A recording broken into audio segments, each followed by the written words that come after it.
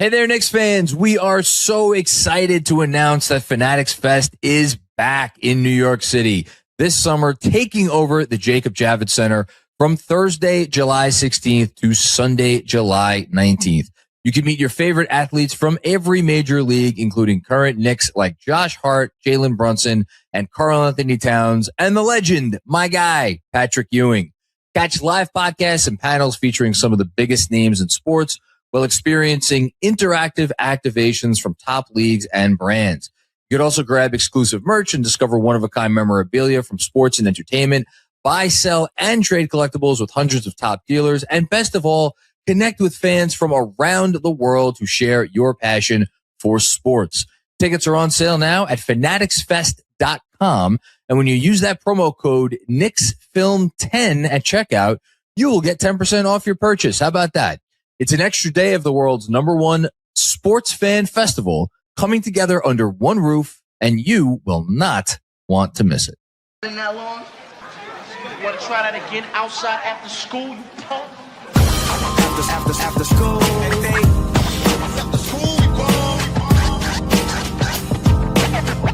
just meet me after school. After school,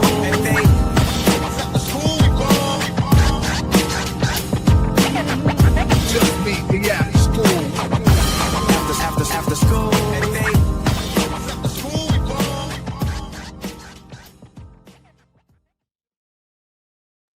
What's good, family? Welcome to another edition of KFS After School on the Knicks Film School YouTube channel. I'm Jeff J. That is Shaw with a W, and you are amazing. Thank you so much for tapping in with us as we talk about the Knicks, the week that was, and the week that is yet to be.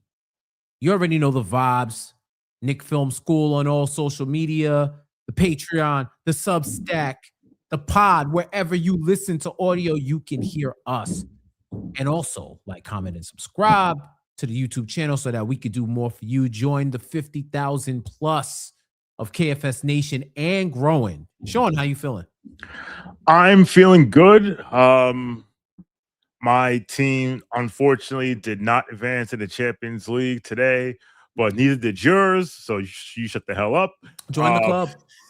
At least you didn't get put in the fucking l'Ascension from PSG 2-8 on aggregate. Well, we lost 7-4 in aggregate. That game was competitive though. Had we not given away 3 goals in some of the worst giveaways you'd ever seen, because Atletico Madrid decided to water their field for an hour and a half straight, maybe it's different, but we have bigger fish to fry, like staying in the Premier League, which I think we will. Big 6-point on Saturday of Nottingham Forest. But yeah, I wore my 2019 Tottenham jersey because I was like, the last time I was like, I've seen Tottenham overturn a 3-0 deficit in the Champions League before on the road, but so is life. But we're not here to talk about Tottenham or Chelsea. We're here to talk about the New York Knicks. I mean, Vladimir Putin, man. You just what are you doing, man, bro? Like you just chilled. You chill and everything is different. Yes, we are here to talk about the New York Knicks, and specifically the topic that I feel like is 2 years in the making. 2 years in the making, 2 years of debating, of hand-wringing, of constant analysis. And that, my friends, is what to do about the Knicks starting lineup.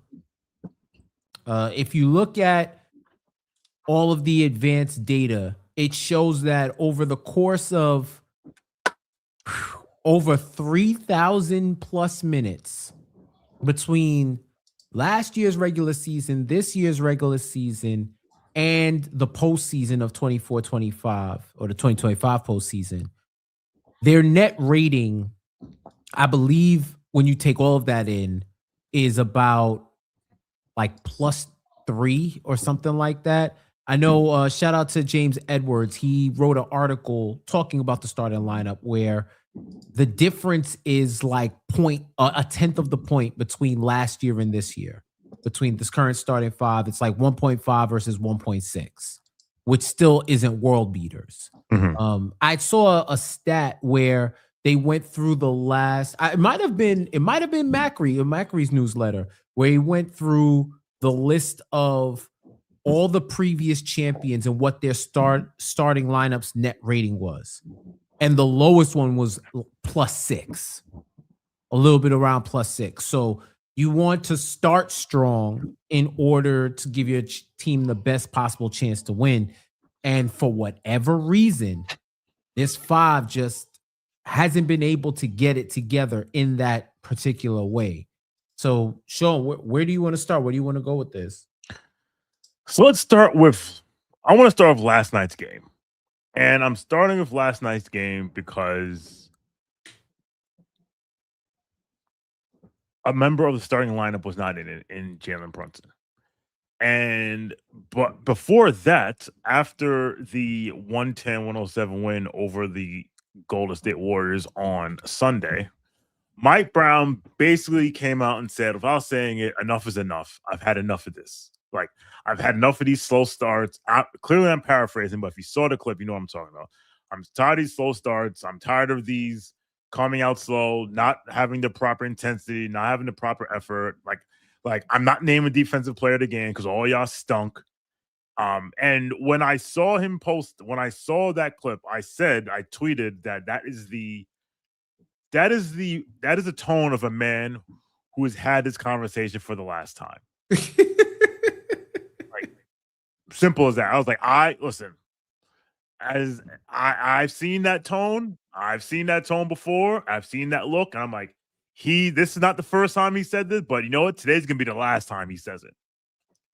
And which made me think, okay, I wonder how they're going to respond, because that's a button you can't push November 20th.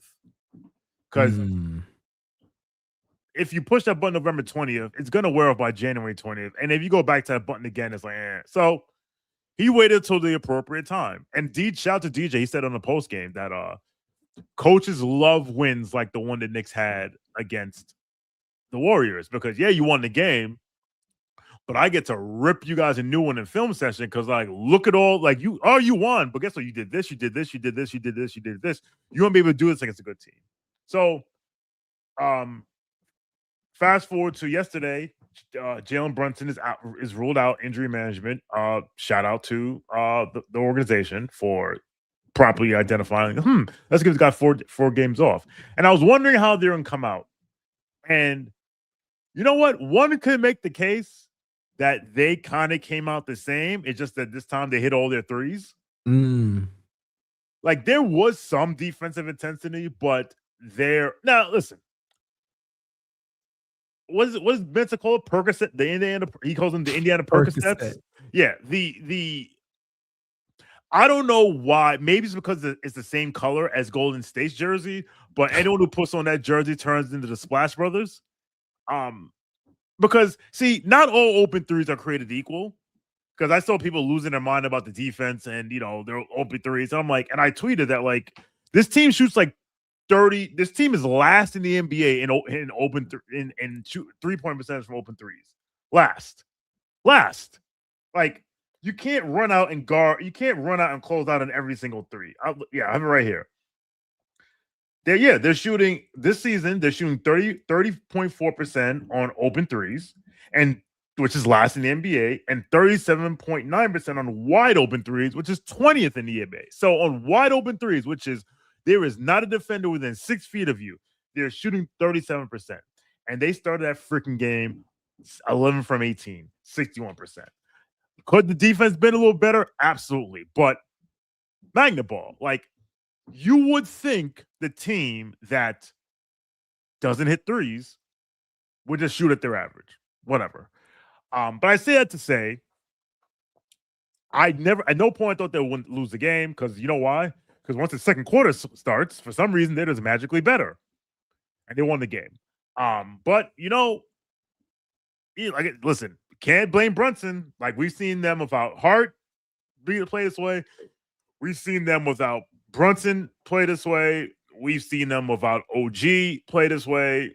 Like, I don't know. I can't call it, but they got their stuff together enough, and also I'm not going to say they were just shooting. They had a great offensive half because they just hit open shots. They were moving the ball. They were cutting. They were setting screen. Like they were like the ball was active. Who said it? The ball has energy. I think Clyde said the ball has energy. Mm-hmm. And they were and they were running. They were running really really good offense.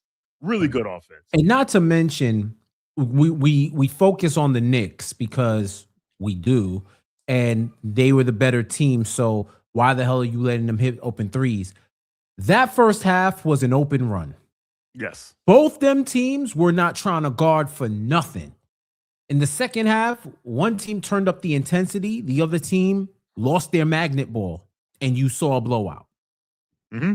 That was really the difference, because the Knicks were getting whatever they wanted on offense. It was just a combination of magnet ball and poor defense. They were both going off. Then the Pacers scored 64 points in the first half, and then 46 the rest of the way. Yep. Combination of regression and increased intensity in the defensive side. No, absolutely. And for those people who are complaining about like, why would you let them shoot open threes? We watched the Knicks shoot like 30% on wide open threes for a week against both LA teams, against the Jazz to start. Like, so I give them some bail for saying, you know what, the team who is last in the NBA in open threes, which the NBA defines as the closest defender between 4 and 6 feet. They were last in the NBA, and they started the game 11 of 18. What are you going to do? Yeah, I mean, you do what they did. From the second quarter on, they tried to make a more concerted effort on that to protect the three-point line and to defend it, and then just kept the offense what it was. And they were able, that 15-2 run that they went on when they were down 5 and ended up going up 8 because Josh Hart went ballistic in the second quarter and then kept it going in the second half. That's really what sealed the deal. They went up 8 and they never looked back. And I think at that point, the Pacers started trading baskets until they had no more baskets left to trade. And they were in debt for the rest of the half. Kevin Pritchard made the call down like, hey, guys. There was a point in the third quarter where Carlisle did a line change. And I remember tweeting, yo, is he tapping out already? Yeah, I saw that tweet. And then, of course, they go on a run, and then they cut the lead to like 10 or single digits. And then the Knicks just fourth quarter turned the hibachi on, and that was that. Mm-hmm. Yeah, so I think, and we'll dive into the starting lineups a little bit later. But in terms of yesterday, actually, I'll say this one thing right here. I have to read on the timeline and in different publications about how Cat doesn't have enough shots and they need to feature Cat more and they need to do this and they need to do that and he's not getting the ball enough and the majority of fingers are pointed at either Jalen Brunson or Mike Brown. It's because either Mike Brown isn't featuring him enough or Jalen Brunson is a ball hog. Well, Jalen Brunson wasn't there last night, folks. And yet, if I look at Pivot Fade, Cat took 21 shots. Cat did no. He took 21. He took 21 shots. But however, that first quarter, OG Anunoby was like, "Look at me, look at me, look at me." Right? Took the ball and went with it. Josh Hart not necessarily creating for himself, but he had open shots. He took them and he hit them. Damn near all of them. 12 or 13 is nuts, right? But yeah. So yeah, no. Listen, Cat finished with the most shots, but I say that to say you're not going to tell me that Mike Brown was like, all right, well, Jalen's not playing, so I'm going to start running plays for OG Anunoby. It's like, what does Benji say all the time? Players have agency. Yeah. Players have agency. Not every single play an NBA team runs is a specific call. Mike Brown said at the beginning of the season, we don't run a lot of plays. It's a lot of read and react. So at some point, now, is Cat's role not the role he's used to in this offense? Sure. However, we're trying to win. And I have faith in the coach who, and John said this a couple weeks ago, who seems as if he has had a plan for his entire season, how this season is going to unfold. And he is stuck to the plan instead of just saying, all right, just go out there and do your thing and just, and stay in drop coverage and protect the rim. So like I'm like yesterday, I saw people just being aggressive because they understood they need to be aggressive, and that just applies to everyone. Yeah, I mean, I didn't have a problem with Cat's game yesterday. Like, even if you score, what is it, box score watch, right?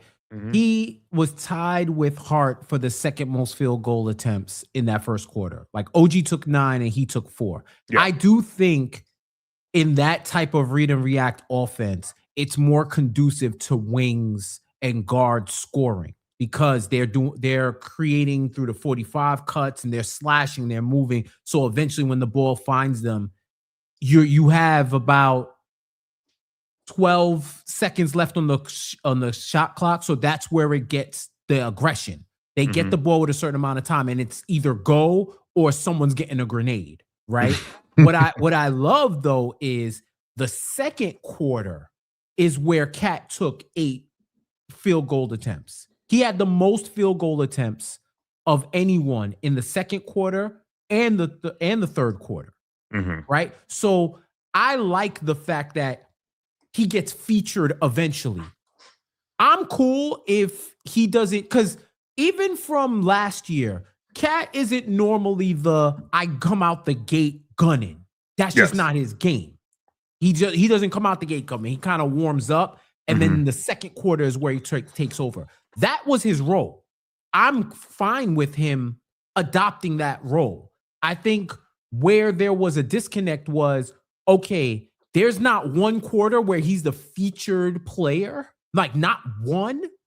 That to me is like a misappropriation of your resources. And he seemed to be able to get those shots. A lot of them, I know he was dominating the glass, getting some second chance points. So, you take it how you get. And I think that's a place where a vast difference that they have in their offense as opposed to last year. Last year, he would be the guy that's like super featured and the offense is complete. Like he's pretty much Brunson and the offense flows through him and he has the green light. This one, he has a semi-green light and he'll try to get his points off a second chance, especially when he's playing against a smaller team. All in all, I'm good with him being able to do it. I also like how they're using the bigs this year. Like if you notice, Mitch is involved in the offense. Yes. He's getting the ball on the pinch post. He's passing. He's looking for the passes, especially off of the offensive boards. So if this is what the evolution of Cat's role in the offense is, I'm cool with it because it closely mirrors what he was doing in terms of opportunity last year. I'm cool with that. Yeah. Although I will say, I don't think it is an coincidence that the second quarter when he starts and Brunson sits and most of the second unit is there that he scores a little bit more and is a little bit more aggressive, has more control of the offense. But all in all, Carl, listen, man, the shots are there if you want them. Just take them. Like, again, they're not running plays for OG. I mean, I'm not going to say they're not running any plays for OG ever. I haven't looked at the tape or break it down, whatever, but the shots are there. All right. Now, the starting lineup. Before we dive into the starting lineup, we have a super chat from Silk Sutton 7401. What's up, Silk? Thank you for your generous contribution. He says, "Hey guys, we need the OKC model: Durant, Westbrook, Harden, Mikal playing the beard role from the bench."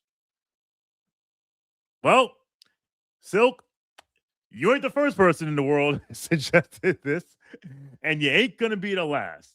But that's what we're going to discuss right now. We're going to play a game called Starter Bench.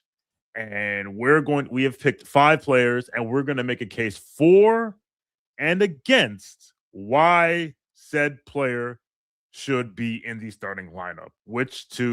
I just pulled this up from our friends at Pivot Fade. According to Pivot Fade, the Knicks starting lineup of OG, Bridges, Brunson, Hart, and Towns against top 10 teams in the league has a net rating of minus 5.7.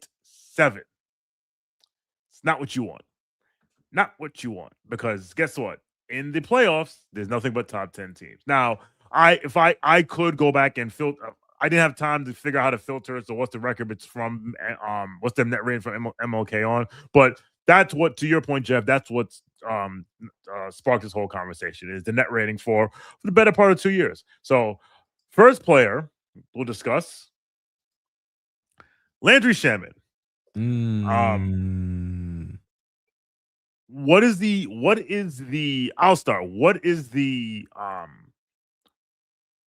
What's the argument to start Landry Shamet? Obviously he would start over Mikal Bridges, most likely. Which would right now, and DJ said it himself on the post game after Sunday's game. Right now, he's a better on-ball defender. He's a better screen navigator. Obviously, the shooting. Obviously, he stretches the floor of his 3-point shooting. The energy's there. The consistency's there, and maybe you'd get a little bit more oomph. I mean, am I missing anything, Jeff? Or is there anything you want to add? Despite the fact that he's been in a shooting slump, he's a more willing shooter, a more aggressive shooter, and he's somebody who will attack the paint. He will attack the paint. He will collapse a defense by driving to the hoop. That's probably. I think it's safe to say he's a better 3-point shooter than Mikal. Yes. If not, it's at worst even. No, that's fair. That's fair. And he goes to the rim and doesn't shy away from contact like our friend Mr. Bridges. The argument to keep him on the bench. Is there an argument to keep him on the bench?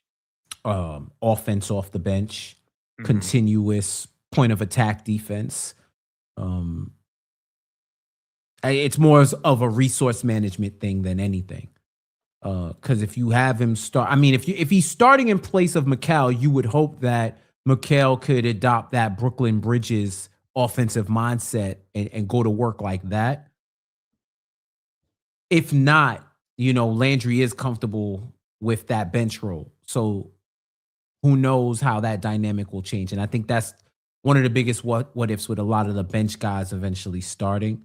But for Landry, that's probably the couple of things why you would want him on the bench. If you are a heightist, then you would say you got a tall defender in Bridges, so that may be more effective. Yes, although as we've seen, we have a guy on our team that's pretty good at defending, and he's not tall. And he's not tall at all. So I don't know about that. The reason to keep him on the bench is obviously you would lose some shooting off the bench. If you're switching Landry for Bridges, all the issue that you have with Mikal Bridges now affect the second unit. He's a better Shamet's a better on-ball defender, but I don't know if he's a better off-ball defender. So, and also Landry, he is a guy, if you ever notice his threes, he's not like Dante who will pull from 3 feet up behind the basket, 2 feet from the basket, who's unconscious. Like he'll shoot off the dribble, whatever. But it's not great off. He's good, but he's not great off the dribble. So right. Right. And I think also the other thing you have to keep in mind, Landry Shamet, and TJ pointed this out also on Sunday. Landry Shamet is, except for the times where he's closing the game, he's doing this against bench lineups. If he has to do this against starters, maybe things are a little bit different. So, I say I say keep Shamet where he is. I think you say the same. Yeah. If you are changing the starting lineup, I don't think you change it for Landry Shamet. Okay. Would you change the starting lineup for our next person, which is Mitchell Robinson? Ooh. I mean, for me, I think this is actually pretty cut and dry. I think the answer is you keep him on the bench. Obviously, the pros to starting him are he's the best offensive rebounder in basketball. He is a better rim protector, although not as great as he used to be because, and a lot of some of his on-ball defense hasn't been the best, but that's just his body not cooperating. Better deterrent.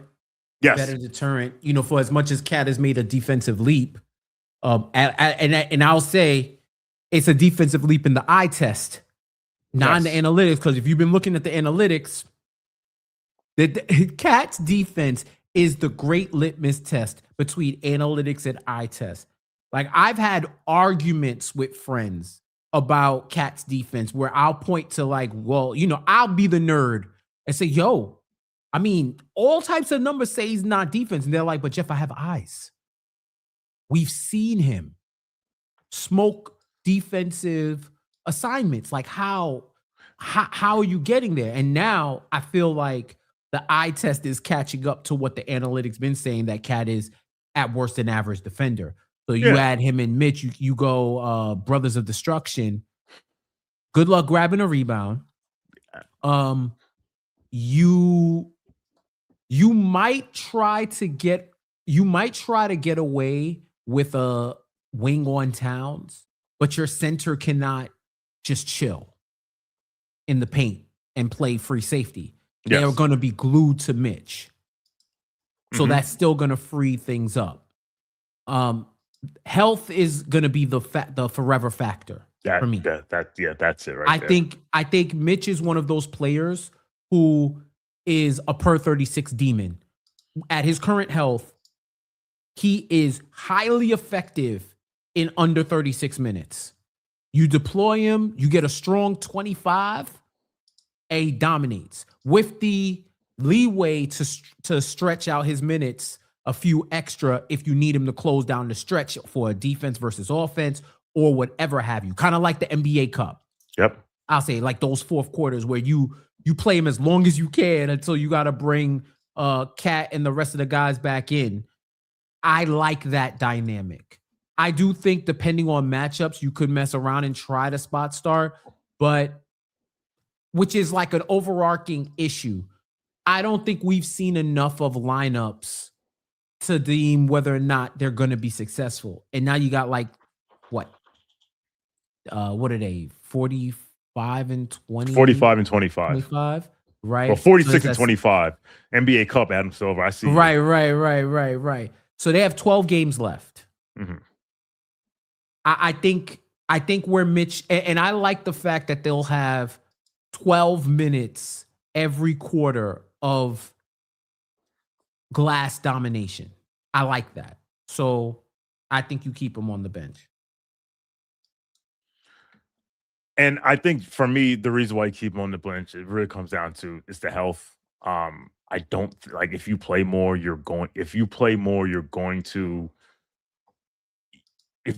a reason why he's played the amount of minutes he's played.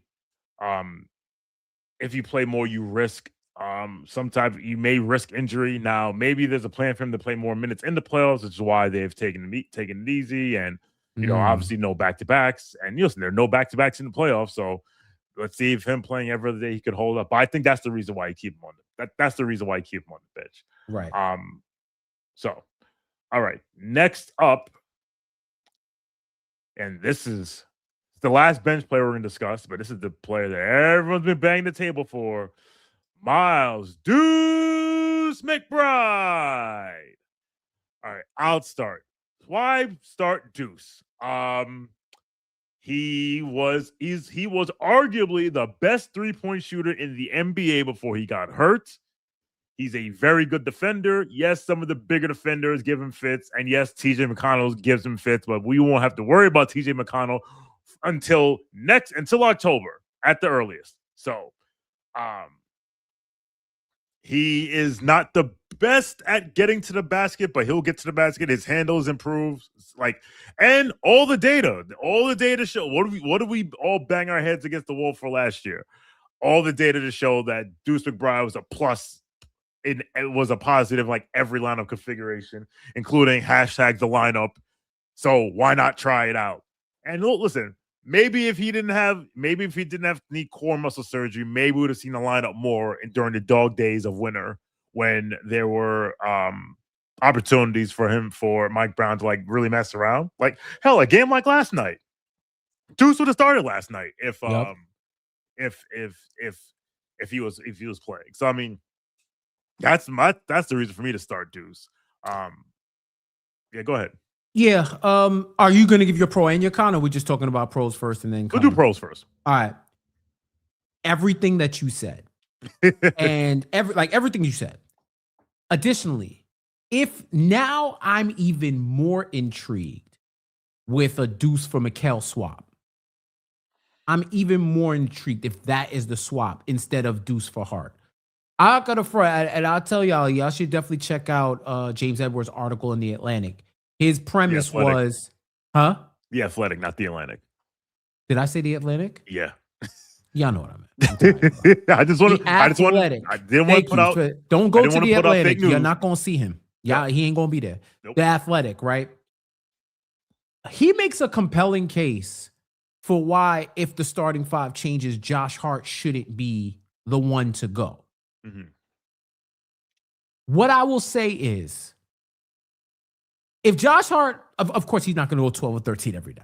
Yes. But if Josh Hart is going to willingly shoot the way he willingly shot last night and still do all the Josh Hart stuff, I agree. He shouldn't be the one to go to the bench. The problem is he doesn't.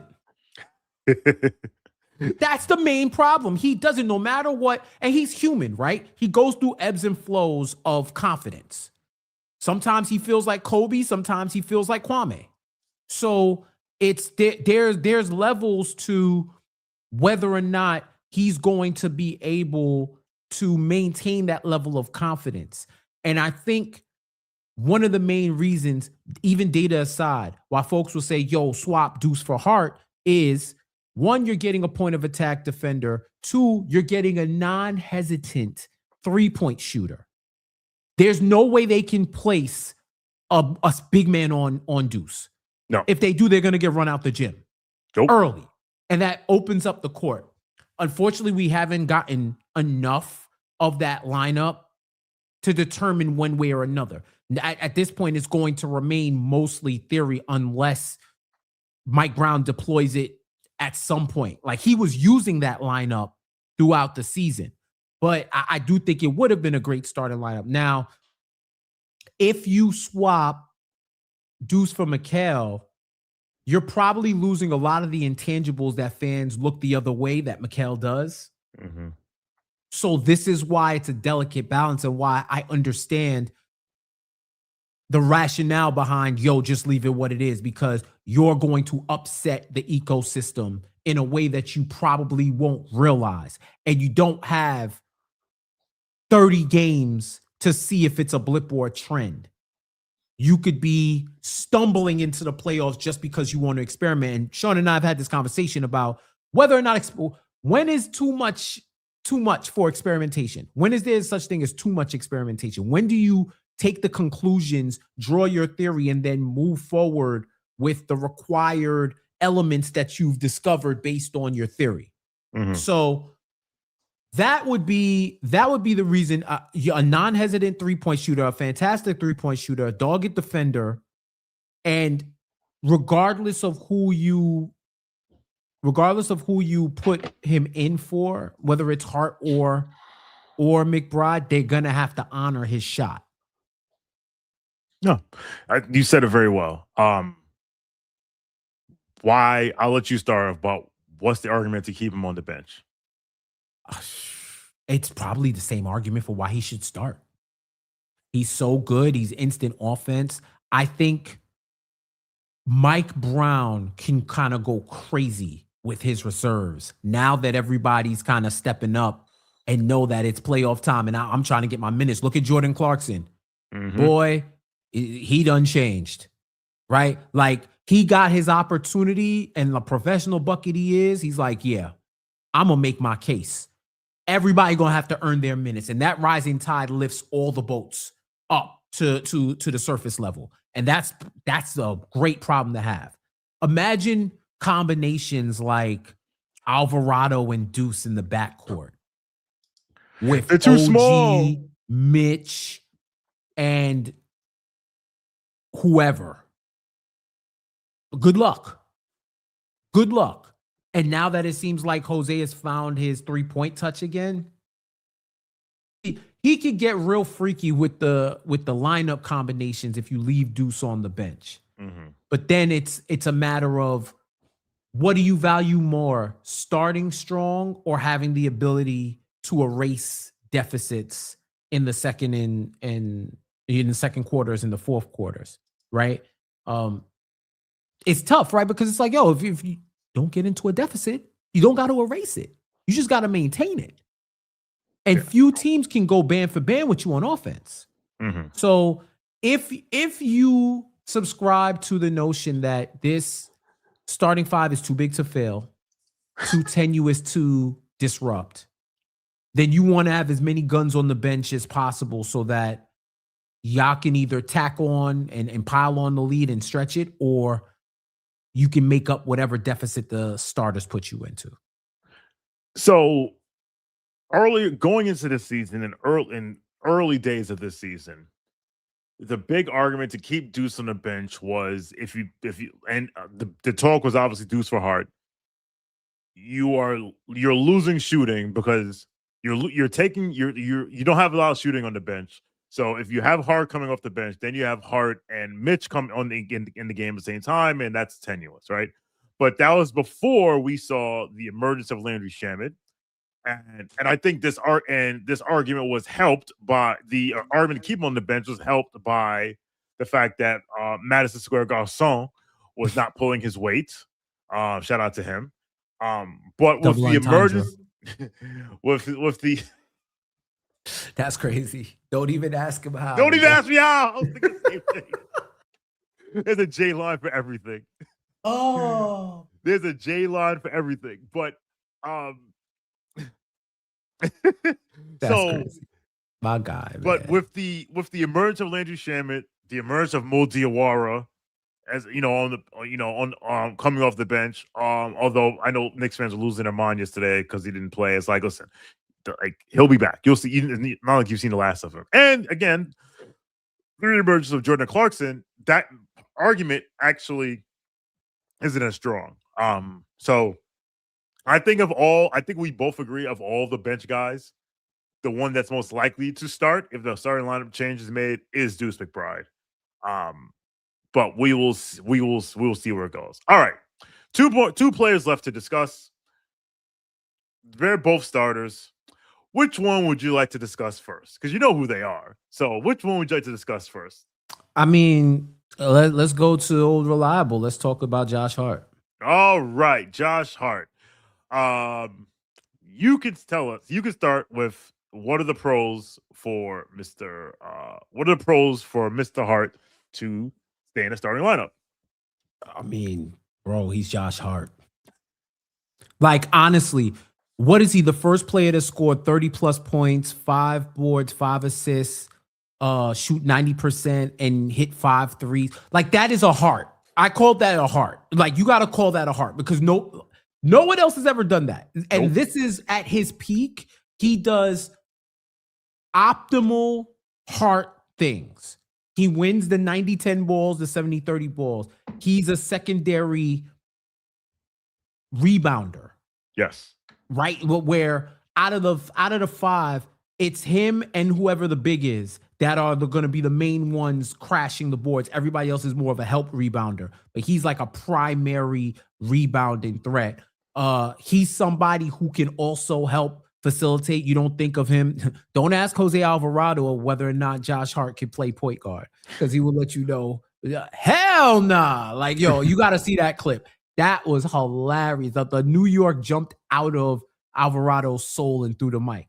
So, but I do think he is the guy that you can help continue, that can help with facilitation, with moving the ball, acting as a second creator out there, which is something that the Knicks do lack.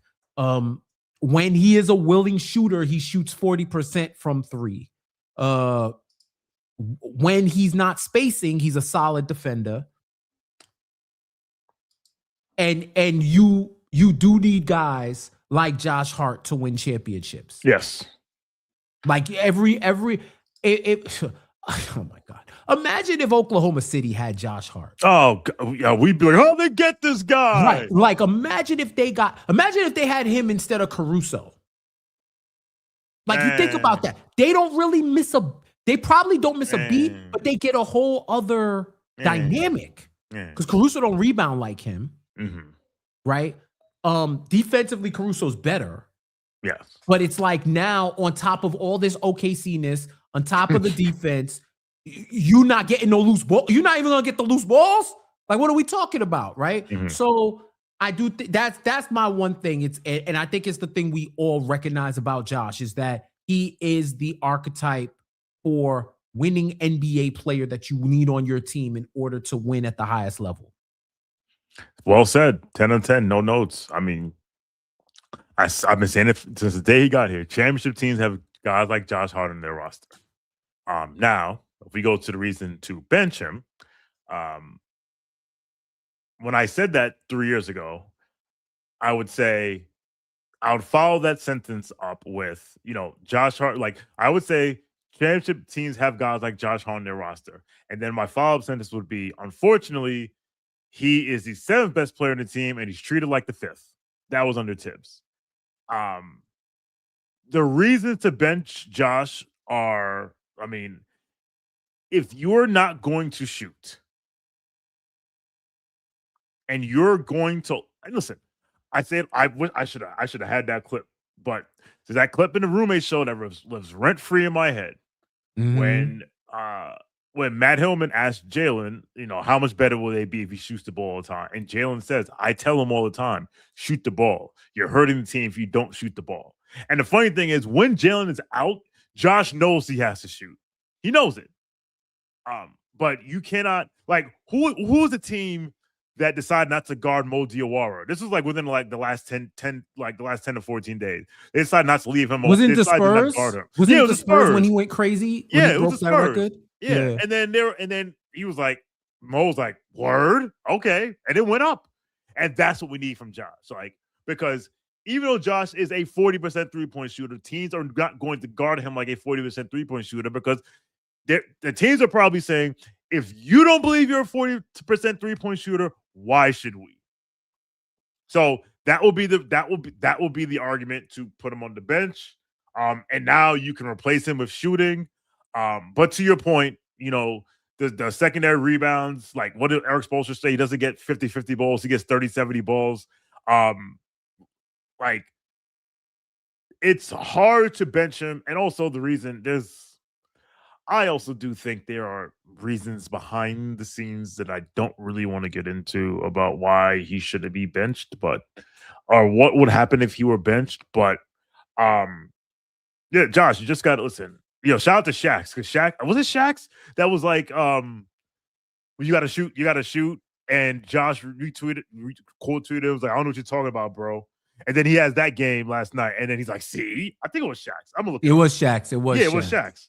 Shax, follow at Shax NBA, SHAX NBA. He's great. But yeah, at the end of the day, if he is not benched, then we know who is. And that is Mr. 5 Picks himself, Mikal Bridges. All right. I'll make the case to keep him in the starting lineup. And it basically is the tweet that someone made the other day on Twitter, who basically said most NBA fans, casual or otherwise, only watch the ball and don't watch off ball. In fact, the tweet is about like why people think Jaylen Brown and Anthony Edwards are great defenders, because they only watch them on ball. They don't watch them off ball. And then someone actually replied, I was like, yo, they're not even that great on ball. What happens is they have the ability to be great. And when they are great on ball, it gets clipped up, it gets better, it gets shared around social and everything like that. So there's so many things that Mikal Bridges does that don't show up in the stat sheet, that don't show up in the box score, that don't show up in highlights defensively that matter, that you would probably lose. And fortunately, because Mikal Bridges plays literally every single game, every single year, you don't see what it's like when we don't have him there. I think I covered why he should start. And if you're benching him because of a slump, because it's a slump. Like he's not going to average 6 points. He's not going to average 6 points a game the rest of the season through the playoffs. He's not. Right. So here's a mild take. If that man got traded for 2 picks, we wouldn't even be having this conversation. Oh, of course not. We wouldn't be having this conversation. It is the sunk cost fallacy is kicking the ever-loving shit out of Knicks Twitter. The picks are gone. They're not coming back. The cost is already incurred. Can you harp on the fact that, hey, we gave up a haul for this guy and he hasn't produced to the level of a 5-pick player? Sure, if you want to waste your time. At the same time, you got to understand, just like inflation is kicking our ass and the elevated prices are punching our wallets in the face, the same things happen in the NBA. First round picks ain't what they used to be anymore. Desmond Bane went for a similar haul. I wonder if Magic fans are having that conversation. Oh, right? If they're not, they will soon. Right. Well, I actually think the conversation they're having is about the guy they drafted first overall. But I mean, talk about it, right? So that's one. I think that the whole 5-pick haul is really influencing the vitriol at Mikal. I also think that once they made those trades for Mikal and for Cat, they became public enemies number 1 and 2 as the new target of fans' ire. It used to be Julius. It used to be RJ. When they left, fans needed a new target. So it was going to be, Cat was easy because, hey, you're the guy that's replacing Julius, so we expect you to be better. And Mikal because of the 5 picks, right? Because now, fans are going through this whole, we would have had Giannis if we didn't trade those other picks for you. Well, here's the reality. Mikal was going for at least 2.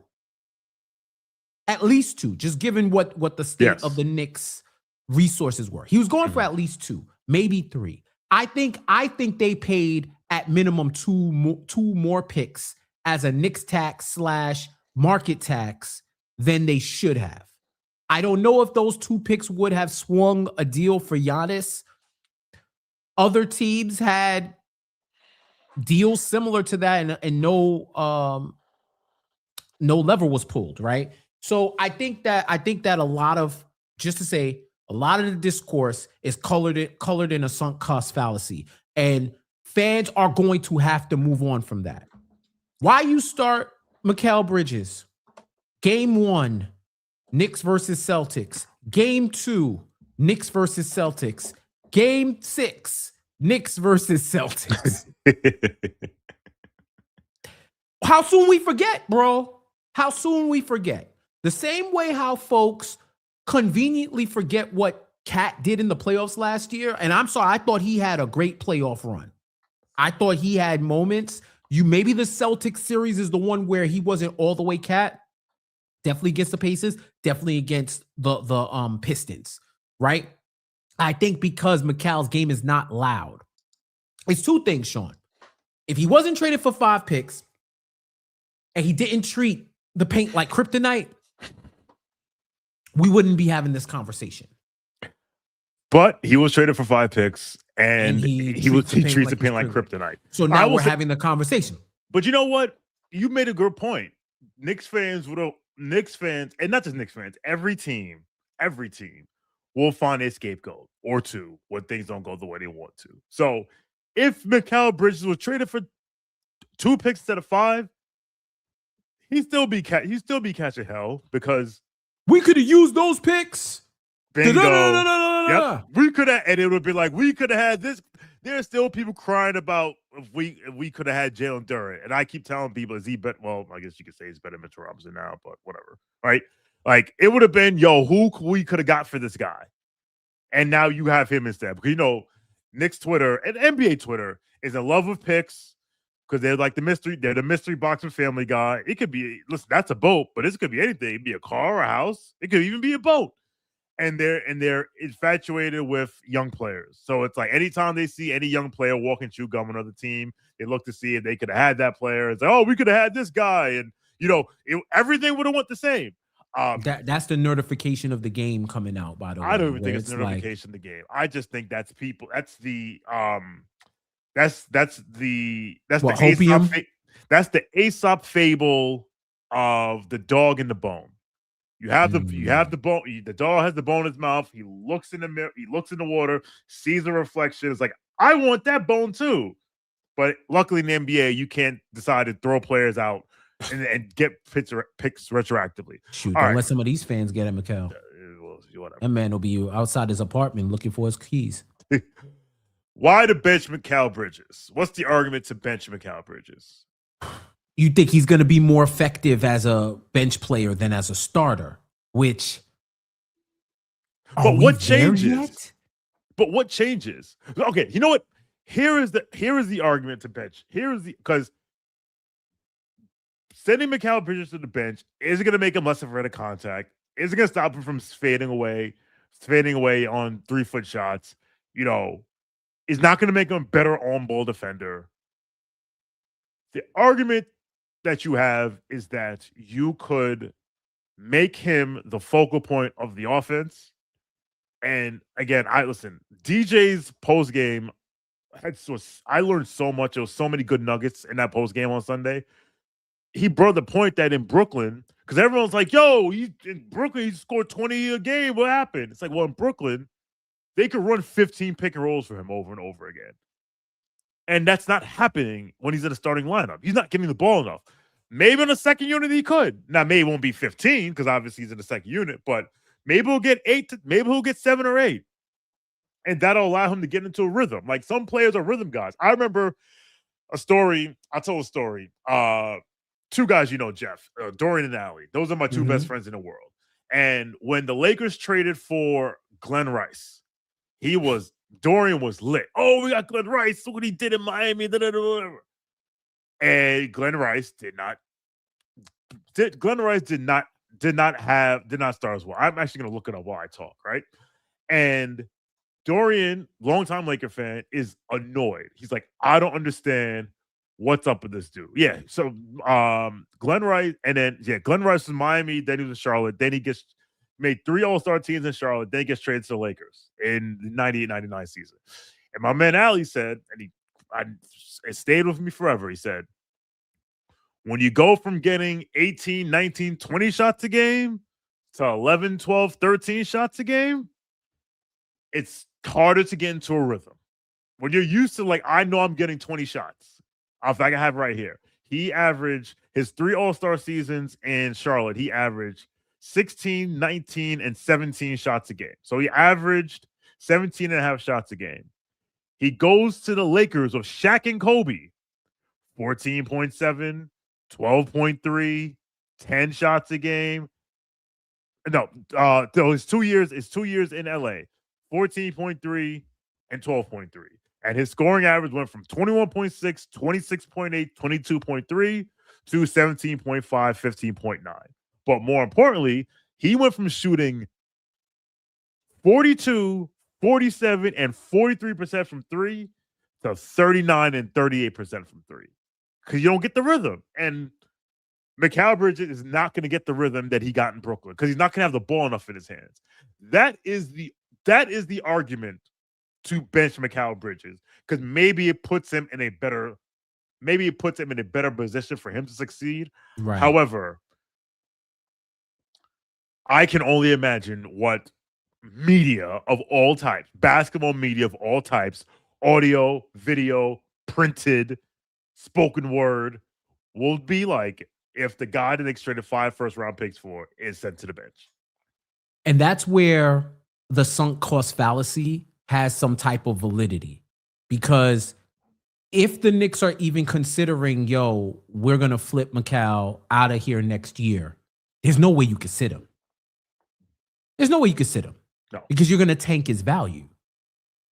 So you're not getting that same haul for him. But at the same time, you don't want people to try to bargain bin him either, because the reality is he's a great player.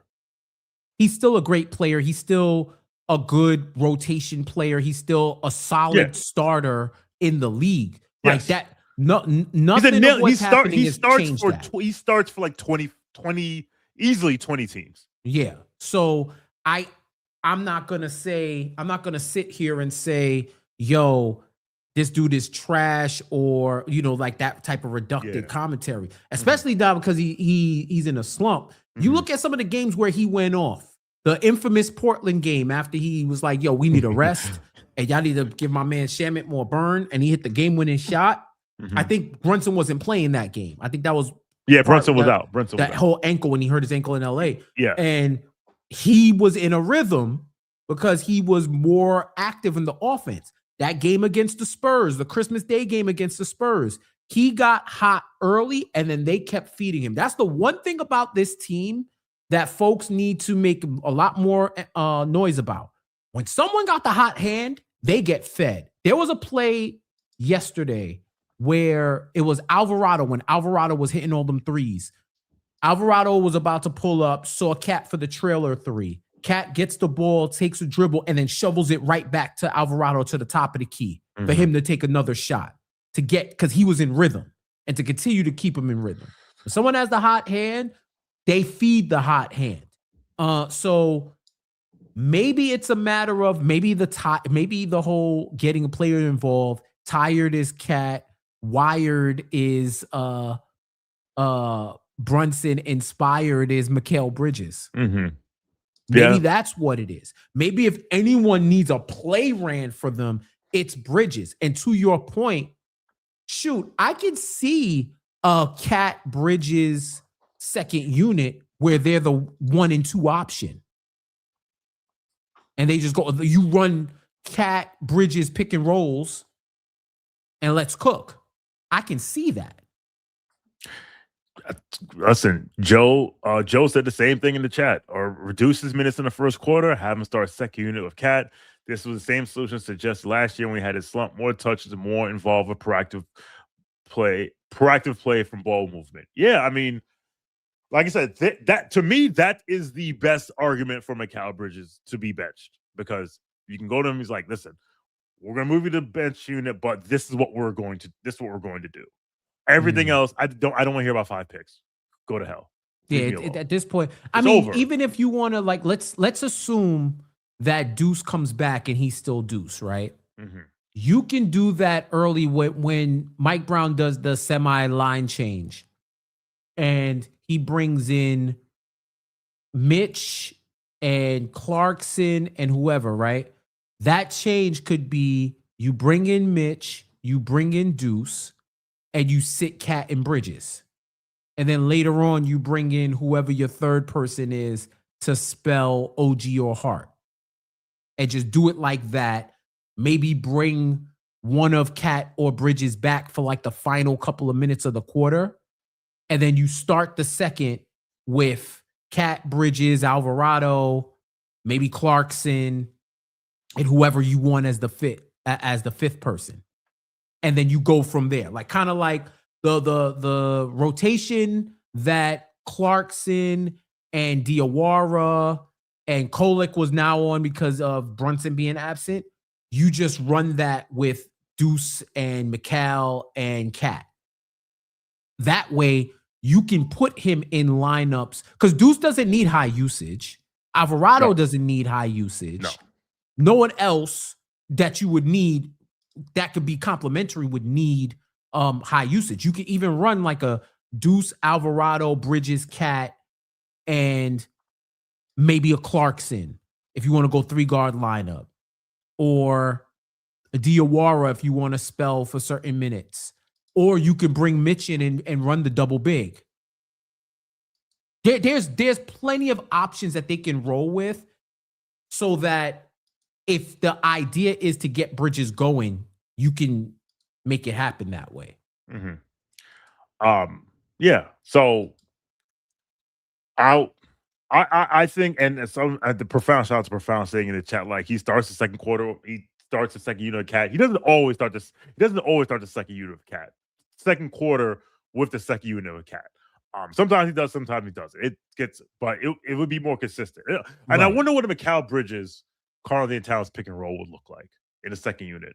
In the second quarter, surrounded by shooters, what have you. So, all right. So those are the. I forgot about Shamet. Forgot about Shamet. Yeah. So that's starter bench. Thank you very much for playing. All right, real quick, let's do some quick things on social media because there's some things I and Jeff got to get off our chest. What we saw on the freaking timeline. Let us start with our friend Brett Siegel from Clutch. For those listening on podcast, the eye roll that Jeff just gave was amazing. It's so fucking stupid, man. So Brett Siegel had tweeted before the Warriors game, the players that the Warriors the only players the Warriors would have, which is a lot of Podziemski, who I don't know what pictures he has of Steve Kerr, but that dude gets away with murder. Gary Payton, Guy Santos, Quentin Post, Will Richard, some guy they signed at a 10-day, whatever. Obviously, the Knicks win by 3. Brett Siegel tweets, "This team put up quite the fight against the Knicks tonight as New York barely escapes the G League Warriors of 110-107 win. Tonight is another example of why it's hard to look at the Knicks and be confident about their chances of winning 16 games in the playoffs." And then someone, Jeff J says on Twitter, retweeted it and said, "No other team wins and loses. No other team's wins and losses get this type of pedantic coverage like the Knicks. Same Knicks who have the top-rated defense since January 21st and are 19-7 in their last 26. Now 20-7. Whatever, man. LOL." Jeff, I'll clear out. I got it all off in this, and me and Brett had our back and forth, and he's like, he hit me with "this is just my opinion," and I said, "Yo, you got it. Like, I'm not I'm not doing this with you right now." But the fact of the matter is, I brought up the 19-7. This man comes back and says, "Well, they're 9-5 in their last 14, and they have the 14th ranked defense." And I said, "Well, in that time period, they also have the number 1 rated defense. Not to mention the Cavs and the Pistons are 8-6 in that last 14. Denver is 7-7. But the way you talk about the viability of them to win a title because they got a nasty win against a short-handed team is not the way those other teams would be covered." Right? Remember when we thought the OKC Thunder were going to go 75-7? We. Right. And we being all y'all. Yeah. Y'all thought they was going to go 75-7. And then they went like 7-7 over their next 14. Right? And the prevailing thought was, "Oh, they're human. All right. It's out the mud. We got a shot. You know what I'm saying? Like, that's what it was, right? It was that. The Pistons quietly lost 4 in a row. They lost a close game to the Brooklyn Tank. Right? Like, not a close game. They coughed up a 25-point lead to the Brooklyn Tank. Coughed up a 25-point lead. At home. These things happen. Signs of a rough team. And to be fair, the conversation became, now you see why people have doubts about whether or not the Pistons can, what the Pistons are going to do in the playoffs because they only have one guy. Like, it's like they say the thematic team narrative, but it's very respectful. It's very like 2 + 2 = 4. And you keep it moving. You get to the Knicks, and it's hyperbole. It's like every single game is an indictment on their playoff hopes. I know there are some people that were hyped that Jason Tatum came back so that they could stop will he, won't he with the Celtics over whether or not they're contenders. Now they're like, hey, if Jason Tatum looks like Jason Tatum, you could pack up all the rest of that East talk. We're going back to old reliable. We're going to the Celtics. It's like how the Patriots were picked to win the championship every single year, preseason, right? Like this is what we're dealing with right now. And I think it's fair. And fans who want to consume legit discourse on the NBA should ask questions like that. It's not from a biased perspective. It's not because I don't like them saying bad things about the Knicks. It's, yo, let's talk basketball. Where are you jumping to all of these conclusions? And you know, all you have to say was, hey, they're inconsistent, bro. They're inconsistent, and I don't know. And you wouldn't have got to fight out of me. You don't got to fight out of me. Hey, they're inconsistent, and this is a part of their inconsistency. Even though they won the game. They won the game. Not to mention, bro, Denver has Jokic privilege. Yes. Extreme Jokic privilege. Because the way they be coughing it up, oh, well, you know what he gonna do? He got the best player in the world and they got injuries. Whatever. They're still my pick. I'ma still pick them to win the title. No other team gets this bail shot for them. And then when you bring context into a Knicks conversation, you're called a homer. You're called all things but a child of God because we deign to disrupt the Knicks for Clicks industrial complex.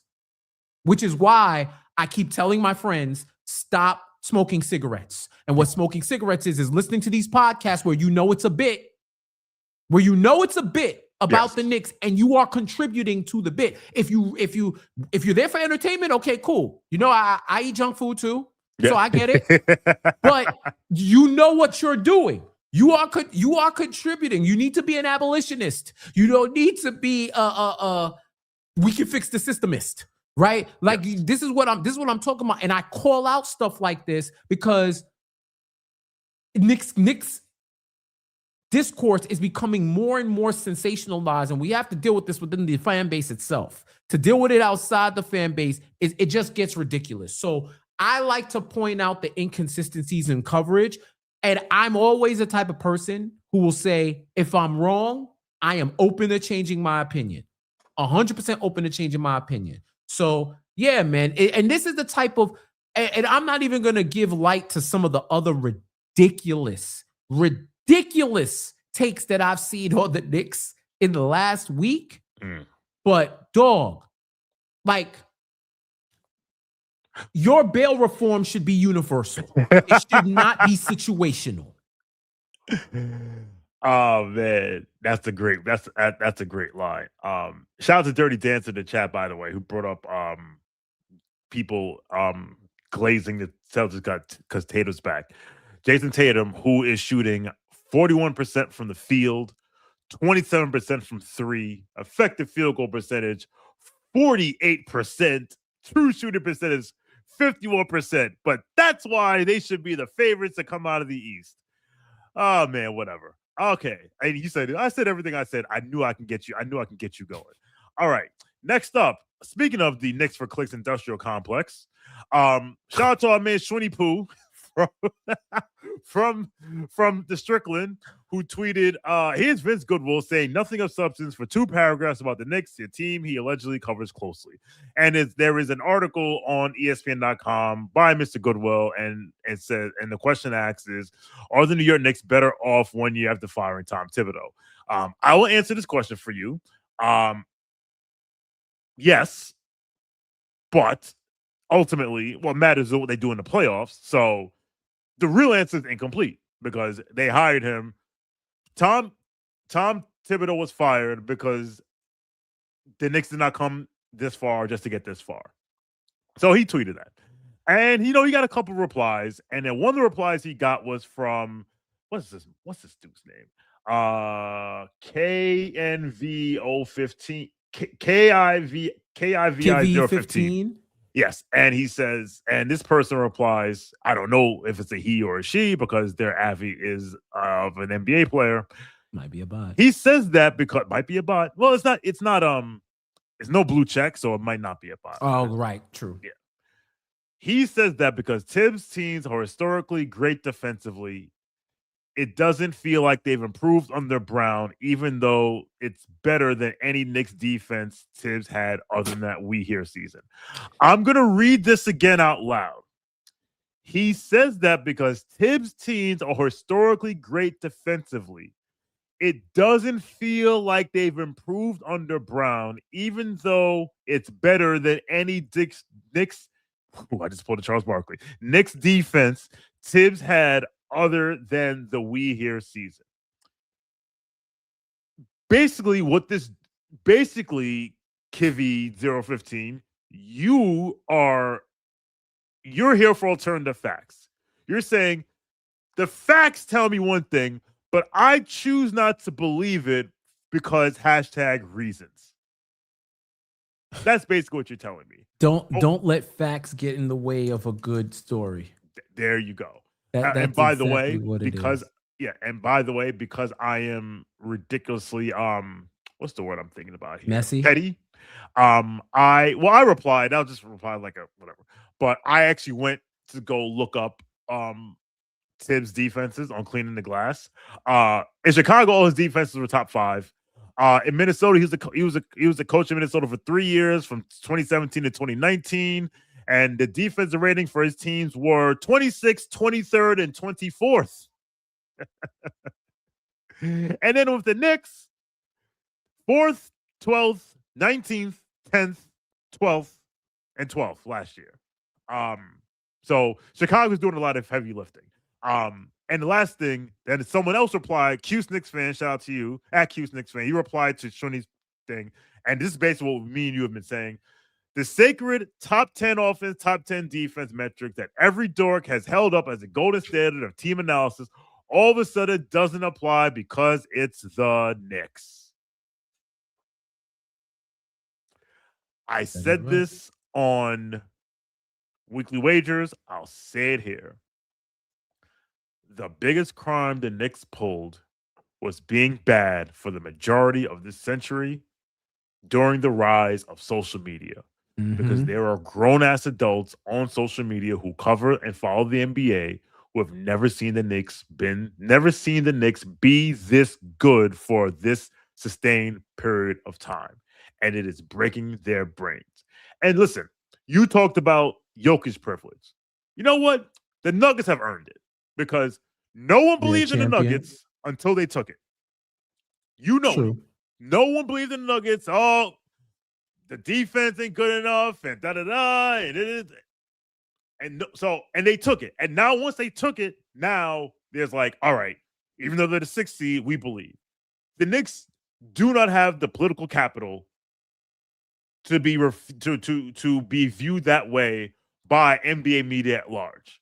So a lot of people are like, yo, until you show me, whatever. Which, you know what? That's fine. I can accept that.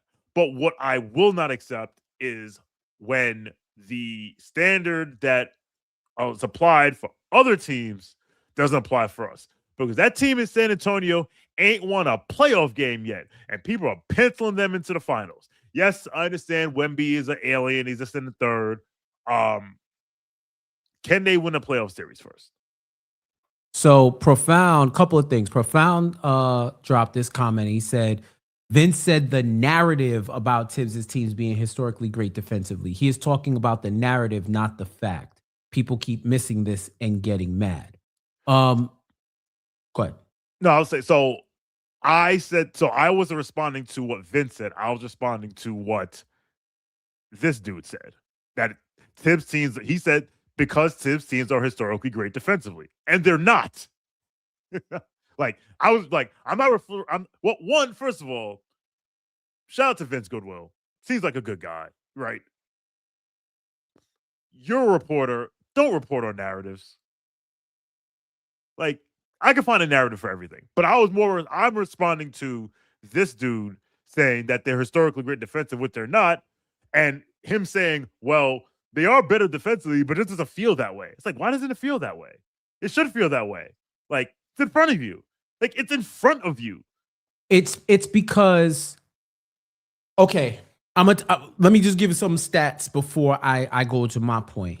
And saying that it's the narrative versus I get what he's because he's saying basically Vince is saying the numbers say yes, but it just don't feel like that.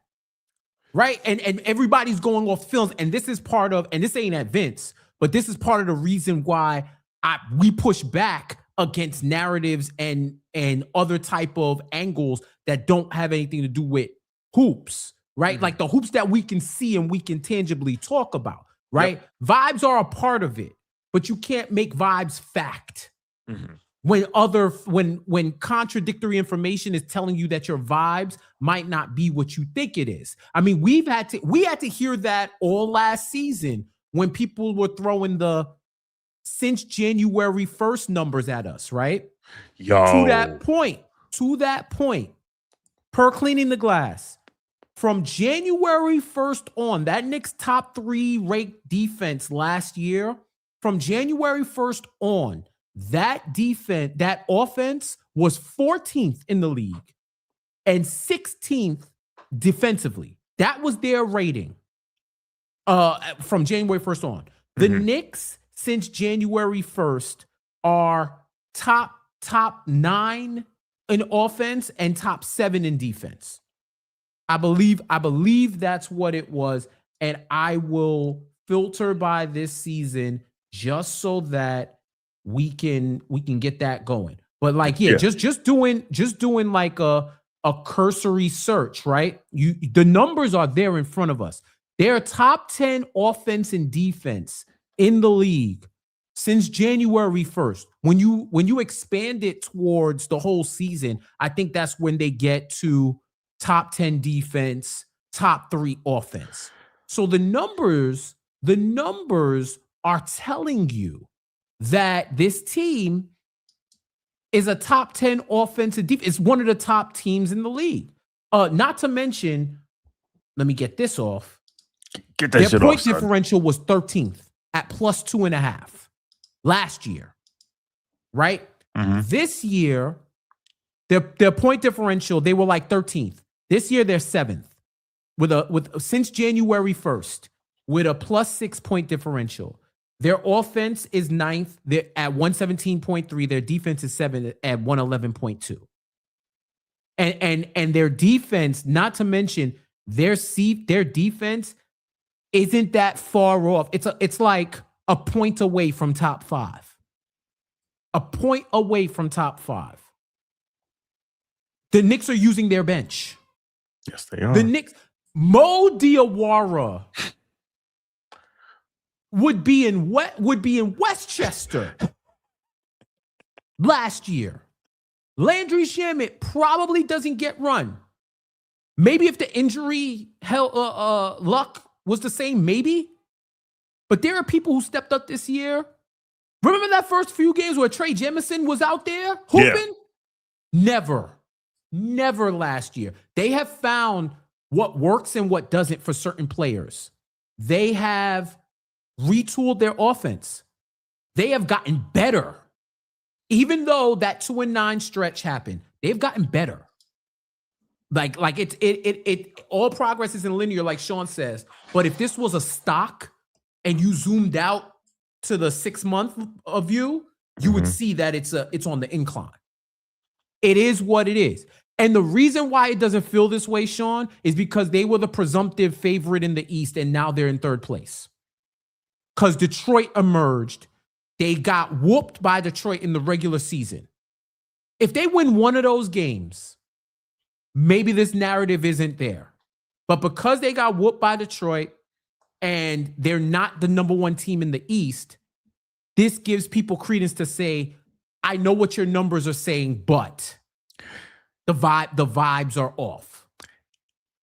Which is a amazing segue to the last thing, which is from at Max Wildstein, who said, outside of their 2-9 stretch, the Knicks have won 43 of 59 games, which is 73%, and have a 121.5 offensive rating, 111.8 defensive rating, a plus 9.7 net rating. just so you know, I'm going to look this up right now.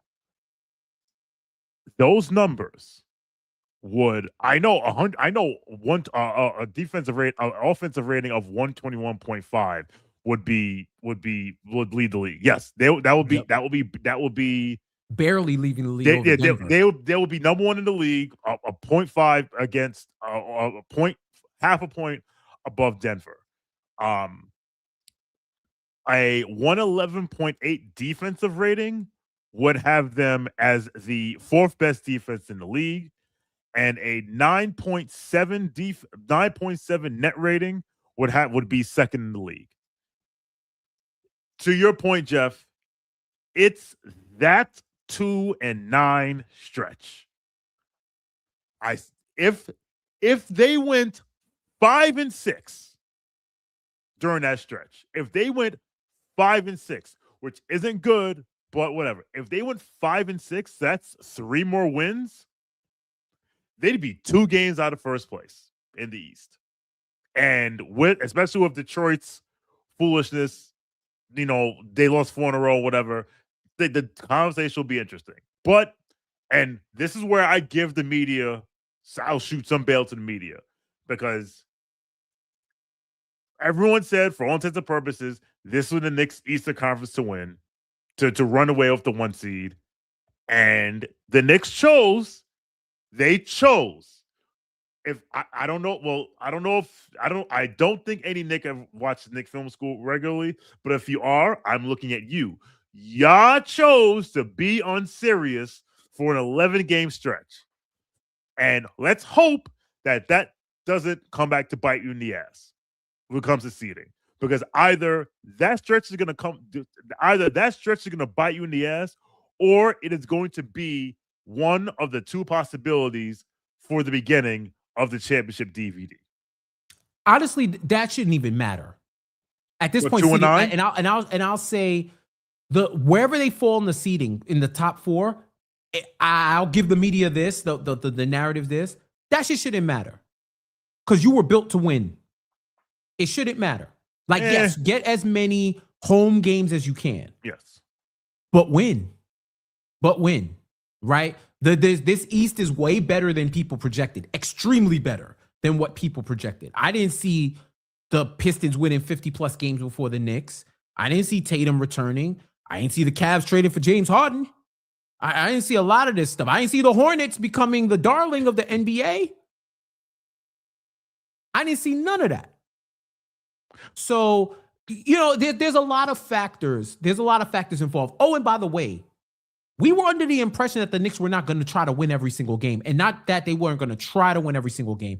It wasn't every game is game 7. Yes. We need to win this game at all costs. We are going to expend resources to try to bleed every stone, bleed the blood out of every stone to try to get one victory, then one victory, then one victory. There were games that were punted that wouldn't have been punted last year. So, yeah. But at the end of the day, the Knicks, I will say this, it's your fault. But on the flip side, listen, I believe some people say men lie, women lie, numbers don't. Other people say I can get numbers to tell any story I want. But if you are going to ignore facts for a good story narrative, you can go over there and have a seat. So, all right. That is our show for today. Thank you very much to everyone who was watching online, on YouTube, on Twitter. Shout out to everyone in the chat. It was a very lively chat today. We appreciate you. If you don't like anything that we said, leave us a voicemail. KFS After School voicemail line 641-715-3900, extension 660-862, 641-715-3900, extension 660-862. There are actually 2 voicemails in there, but one of them was from Dom Capicidi, who Dom, you cannot leave a 5-minute voicemail. We're not playing a 5-minute voicemail, my brother. But there's another one in there. We will get to that. But yeah, if you have anything you want to say, just leave us a voicemail. We'll play it on the air. I promise. If you like what you're listening to and you're not a subscriber, please subscribe to the Knicks Film School Podcast. We're available on all podcast platforms. If you're listening to this podcast on Apple Podcasts or Spotify, please leave us a 5-star review. It goes a long way. Not 1, not 2, not 3, not 4, 5 stars. If you're watching this on YouTube and you're not subscribed, please subscribe to our YouTube channel. That way you'll know when we go live for shows like this one, the weekly recap with John and Jeremy, X's and O's with Benji and DJ, Dream, Draft Rules, Everything Around Me with Chris Persiano, which will be here before you know it. Cream, Cap Rules, Everything Around Me with Jeremy Cohen. Also, the Knicks Twitter show with John and Rebecca. I'll be forgetting to shout out the Knicks Twitter show. Shout out to the Knicks Twitter show. We need more of that. We need that more often. As well as the post-game live stream featuring Jonathan Macri or sometimes DJ or Benji. Follow us on all socials at Knicks Film School. That's Knicks Film SKOOL. And if you want even more Knicks content, you can become a patron through the KFS Patreon for as little as $7 a month. Or you can, if you join for $7 a month, you'll get all of our episodes ad-free. You will get bonus episodes. You'll get Benji's grade book and DJ's film sessions. Or you can sign up for the KFS newsletter through Substack, which comes to your email inbox, written by Jonathan Macri 5 days a week. So for Jeff, I'm Sean for W. Thank you for watching. Thank you for listening. Knicks Nation, let's ride. And if you're out on your bike tonight, do wear white. Must be 21 or older. Gambling problem? Call 1-800-GAMBLER. Connecticut, call 888-789-7777. Massachusetts, call 800-327-5050. New York, call 877-8-HOPE-NY. Maryland, visit mdgamblinghelp.org. Not available in all states. Terms apply. See the Fanatic Sportsbook app.